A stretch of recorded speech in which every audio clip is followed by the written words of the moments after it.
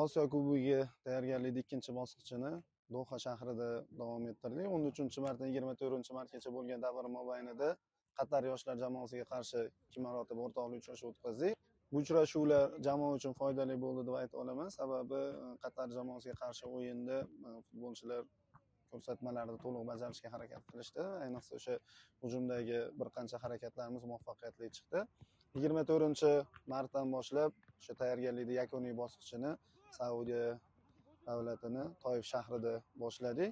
29-mart kuni Koreya jamoasiga qarshi oxirgi uchrashuvni o'tkazamiz. Bu uchrashuvda o'sha yakuniy tarkibni yana ham aniqlashtirishga hamda o'sha birinchi o'yinda Tailand jamoasiga qarshi bo'ladigan uchrashuvdagi harakatlarimizni rivojlantirishga e'tibor qaratamiz. Maqsadimiz Osiyo Kubogida munosib ishtirok etib, Jahon chempionatiga yo'llanma olish. Albatta, buning uchun bor kuchimiz bilan harakat qilamiz.